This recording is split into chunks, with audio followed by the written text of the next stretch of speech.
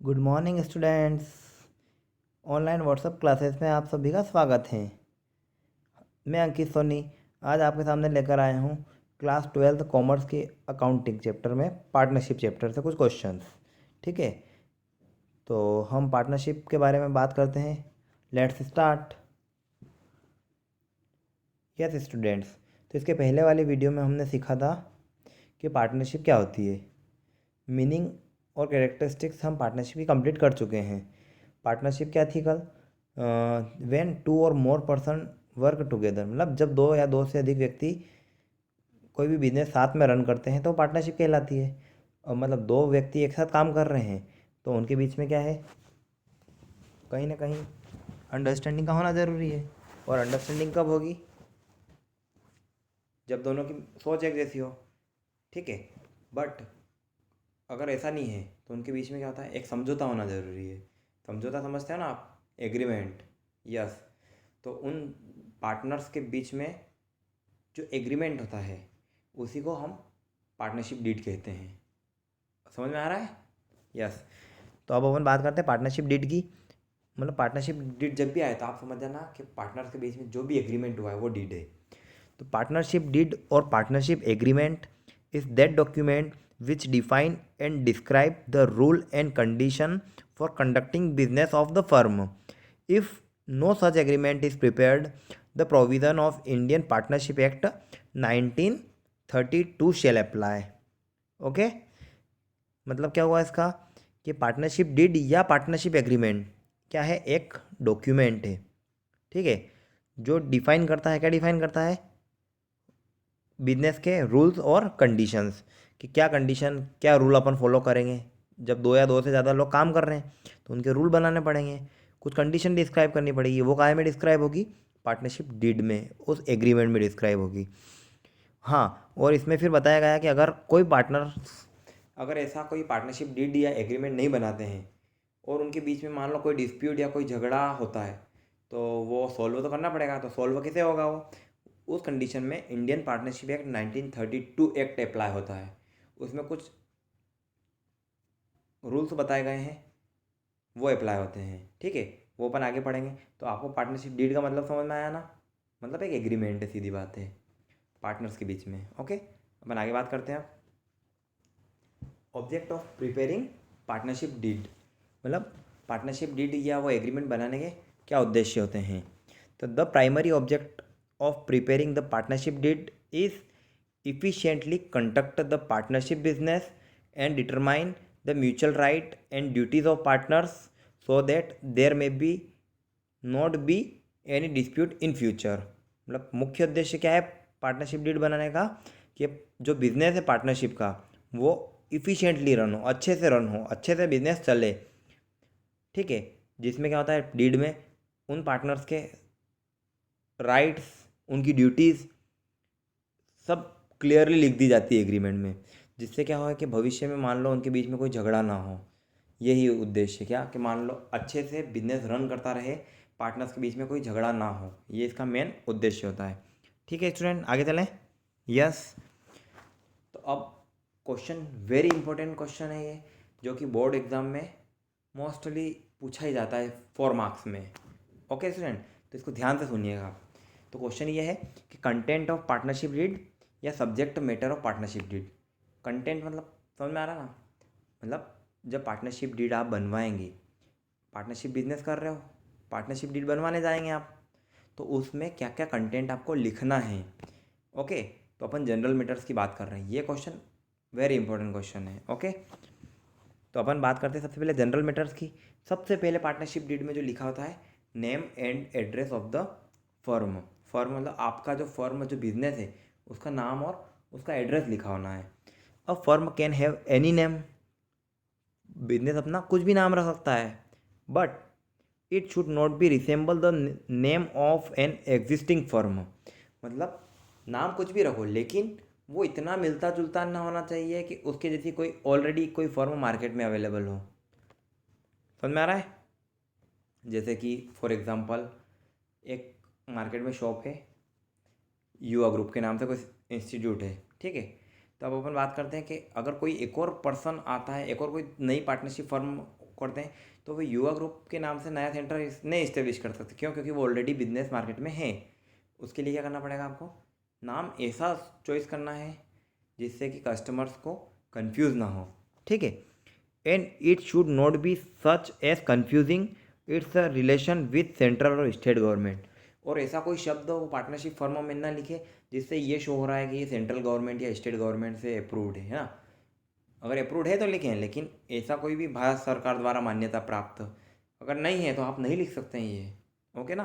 मतलब सबसे पहली बात क्या लिखना है? नेम और एड्रेस फर्म का, और वो नाम इतना मिलता जुलता एग्जिस्टिंग फर्म से ना हो। ओके। सेकेंड जो मोस्ट इंपॉर्टेंट बात अपने को लिखना है फर्म में, वो क्या है पार्टनरशिप डीड में? Nature and area of business. The partnership deed must mention the area of operation and nature of business of the firm. मतलब पार्टनरशिप डीड में, पार्टनरशिप एग्रीमेंट में जो सेकेंड मोस्ट इंपॉर्टेंट बात आपको लिखना है वो क्या होगा? Area of operation of business. मतलब आपका जो बिजनेस है वो कितने एरिया में अपना बिजनेस करेगा। ज़्यादा मतलब उसमें जो मेंशन किया है उसी में वो बिजनेस करने के लिए लाइबल होगा। हो सकता है कि आपने एक पर्टिकुलर प्लेस के लिए आपने परमिशन ली तो आप अपना बिजनेस उसी एरिया में कर सकते हैं, उससे बाहर जा नहीं जा सकते हैं। उससे बाहर जाएंगे तो आपको डीड में मेंशन करवाना पड़ेगा उसको। ओके। और नेचर मतलब वो उसका लिखना है आपको फर्म का, वो प्रोडक्शन फर्म है, मैन्युफैक्चरिंग है, सेलिंग है, फाइनेंशियल फर्म है, ये उस डीड में आपको मेंशन कर देना है। ओके। नेक्स्ट पॉइंट जो अपन पार्टनरशिप डीड में लिखेंगे वो क्या होगा? टर्म। टर्म मतलब टाइम। टाइम मतलब आगे बढ़ते हैं। The deed should clarify the date of commencement of business and term of partnership. If no term has been prescribed the firm can be dissolve at any time. मतलब आपको उसमें क्या लिखना है कि फर्म ने अपना बिजनेस कब स्टार्ट किया है, वो पार्टनरशिप डीड में क्लियरली लिख देना है, और कब तक वो अपना बिजनेस करेंगे ये उसमें क्लियर लिखना है। अगर आपने उसमें ऐसा क्लियरली नहीं लिखा क्या कि हमारी ये कमेंसमेंट की डेट है और ये एंड करने की डेट है, ये नहीं लिखते हो तो क्या होता है? आप एनी टाइम आप जब चाहें अपनी फर्म को डिसॉल्व मतलब बंद कर सकते हैं। Okay students. Next point is rights and duties of partner. Yes. मतलब पार्टनरशिप डीड जब भी आप एग्रीमेंट बनवाते हैं तो जितने भी पार्टनर्स हैं, आप 2 पार्टनर हैं, 5 पार्टनर हैं, जितने भी पार्टनर हैं, उनकी क्या क्या राइट्स है, उनकी क्या क्या ड्यूटीज़ है, उस डीड में मेंशन होना चाहिए। ठीक है। The partnership deed must clearly ascertain the rights, restrictions and duties of partners. Partners के क्या राइट्स होंगे, क्या ड्यूटीज़ होगी, क्या रेस्ट्रिक्शंस होगी, वो डीड में क्लियरली लिख देना चाहिए ताकि भविष्य में कोई डिस्प्यूट ना हो उससे रिलेटेड। ओके। अगला है entry and exit of partner. मतलब कब एक पार्टनर को फर्म में एंट्री मिलेगी और कब एक पार्टनर फर्म को छोड़ के जा सकता है, ये भी उसमें क्लियरली मेंशन होना चाहिए डीड में। The deed should mention as to how and when new partner may become partner and existing partner may leave firm. Okay. मतलब वही बात जो मैंने आपको बताई कि कब एक फर्म में नए पार्टनर को एंट्री मिलेगी और कब एग्जिस्टिंग पार्टनर फर्म को छोड़ के जा सकता है, ये उसमें क्लियरली पार्टनरशिप डीड में मेंशन कर देना चाहिए। Okay. Next is dissolution. What is dissolution? Dissolution means winding up of the firm, मतलब फर्म को बंद कर देना। The partnership deed should mention specifically the circumstances when the firm can be dissolve. ये भी बात पार्टनरशिप फर्म में clearly define कर देना चाहिए क्या कि कब हम फर्म को डिसॉल्व करेंगे, क्या कंडीशंस होगी कि फर्म को हमको डिसॉल्व करना है या बंद करना है। Okay students. फिर एक और जो इम्पोर्टेंट बात जो हमको पार्टनरशिप डीड में याद से मेंशन करना है, क्यों? क्योंकि आप फ्यूचर में सभी बिजनेसमैन बनने वाले, कॉमर्स लिया है तो फिर आपको भी इन बातों का ध्यान तो रखना पड़ेगा। ठीक है स्टूडेंट। तो आर्बिट्रेशन क्या होता है? मतलब मान लो कभी ऐसी कोई कंडीशन बनती है कि पार्टनर्स के बीच में कोई झगड़ा हो जाता है, झगड़ा होगा तो सॉल्व करना पड़ेगा। तो झगड़ा सॉल्व कौन करेगा? वो उसमें क्लियरली मेंशन लिखा होता है ना कि समस्त वाद विवाद का क्षेत्र न्यायालय रहेगा। तो कौन सा रहेगा वो उसमें लिखना है। It should also be mention in the partnership deed whether any dispute arising among the partner can be referred to arbitration for award। मतलब कभी कोई ऐसा झगड़ा होता है तो उसके सुलह कौन करेगा, ये आर्बिट्रेशन मतलब उसमें पार्टनरशिप डीड में लिखा हुआ क्लियर होना चाहिए। ओके स्टूडेंट्स, तो ये क्वेश्चन अपना एक कंप्लीट वहीं पे हो गया। तो क्वेश्चन वहीं पे कंप्लीट है, मतलब 4 मार्क्स आपको देके जाएगा कंप्लीटली। तो आप उसको अच्छे से प्रिपेयर करो। ओके, अब सेकंड क्वेश्चन की ओर अपन आए हैं। वो क्वेश्चन, ये क्वेश्चन भी वेरी मोस्ट क्वेश्चन है इस चैप्टर का। ठीक है, तो क्वेश्चन क्या आएगा, write any 4 rule applicable in absence of partnership deed. मतलब अगर अभी अपन ने देखा कि पार्टनरशिप डीड बनाना है, तो क्या क्या बातें लिखनी थी वो अपन ने इसके पहले वाले क्वेश्चन में सीख ली। बट कभी कभी कोई पार्टनर ऐसे भी होते हैं, खास घनिष्ठ होते हैं, मतलब जो बहुत क्लोज होते हैं। वो क्या चाहते हैं कि नहीं, अगर अपन पार्टनरशिप डीड बनाएंगे तो इससे क्या होगा, हमारे बीच में ट्रस्ट नहीं है ऐसा फील होगा। तो वो क्या करते हैं कि बिना पार्टनरशिप डीड के ही, हाँ मतलब ऐसे ही पार्टनर बन जाते, बिना किसी एग्रीमेंट के या बिना किसी लिखित एग्रीमेंट के। ओके, बिना किसी रिटर्न एग्रीमेंट के पार्टनर बन गए। लेकिन आपको पता है कि जब बिजनेस बहुत अच्छा ग्रो होने लगता है तो क्या होता है, बहुत सारा पैसा आता है। और बहुत सारा पैसा आता है तो पार्टनर्स क्या होते हैं, झगड़ने लगते हैं उस पैसे के लिए, मैं ज़्यादा रखूँगा। इसलिए स्टूडेंट्स, रिटर्न एग्रीमेंट सबसे पहले ज़रूरी होता है। ओके, फिर भी कोई अगर एग्रीमेंट नहीं करता तो उनके लिए भी कुछ तो सॉल्यूशन होगा। तो उसके लिए क्या है, हमारा पार्टनरशिप एक्ट एप्लीकेबल होगा उस जगह, 1932 वाला। उनने पहले से सारे रूल बना के तैयार करके रख दिए हैं कि कभी भी कोई पार्टनर आएंगे, लड़ाई होगी तो हम हमारे रूल्स अप्लाई करेंगे। तो वो रूल्स क्या हैं बट स्टूडेंट, हम आज क्लियर कर लेते हैं। तो वो क्या होता है, देखो सबसे पहला कंडीशन होगा, जब पार्टनरशिप डीड नहीं होती तो क्या रूल एप्लीकेबल होता है। तब सबसे पहला रूल होगा, every partner is entitled to take active part in conducting firm business. मतलब जो भी फर्म बिजनेस कर रही है उसमें हर पार्टनर एक्टिव पार्ट लेगा। बिजनेस करने के लिए उसका एक्टिव होना ज़रूरी है। मतलब ऐसा नहीं है कि सिर्फ पार्टनर बन गए नाम के, नहीं, उसको फर्म में, बिजनेस में, पार्टनरशिप में एक्टिव रहना ज़रूरी है। ये सबसे पहला रूल होगा। सेकेंड रूल होगा, जब पार्टनरशिप डीड नहीं होती है, every partner has right to express his opinion. मतलब हर पार्टनर को अपनी ओपिनियन, मतलब अपनी राय रखने का अधिकार होगा। उसके मन में क्या चल रहा है वो एक्सप्रेस कर सकता है सभी पार्टनर्स के बीच में।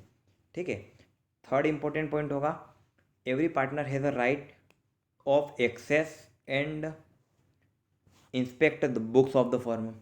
उसको अधिकार होगा, उस पार्टनर को अधिकार होगा, क्या अधिकार होगा, कि वो फर्म की जो बुक्स हैं, अकाउंट्स वाली बुक्स, जो लाल लाल डायरी जो आती है वो, है ना, टेली अकाउंटिंग होती है, उनको वो इंस्पेक्शन कर सके उनका, और उन बुक्स को वो देख सके, ये अधिकार होता है।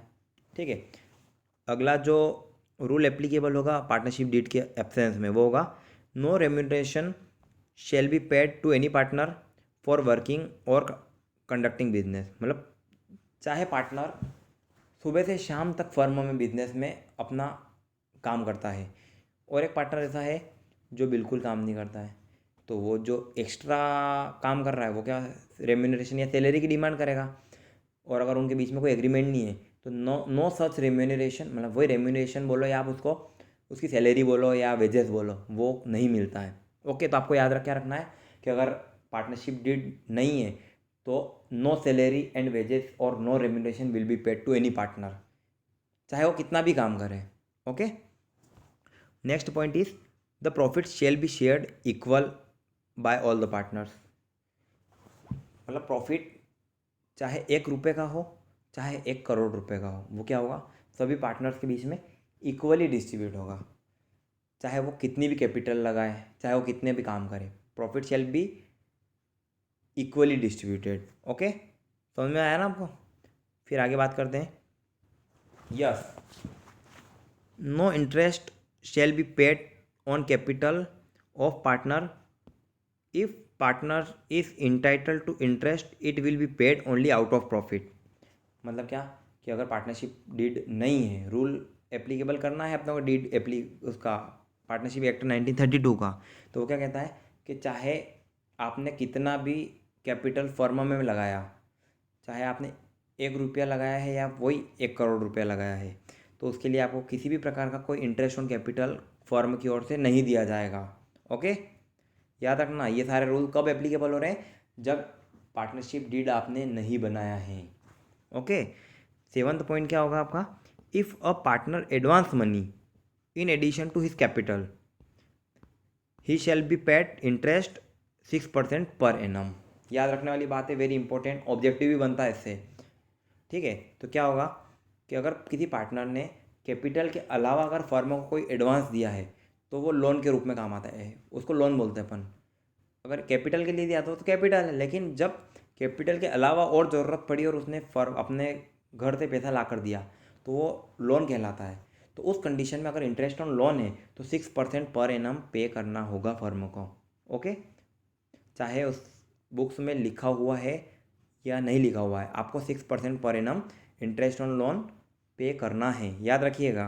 ओके, और लास्ट पॉइंट बनेगा the asset of the firm including goodwill भी क्यों नहीं हो shall be used for firms business only. मतलब फर्म की जो भी असेट है, बिल्डिंग है, फर्नीचर है, पेटेंट है, गुडविल है, वो सारी सिर्फ फर्म के लिए यूज़ हो।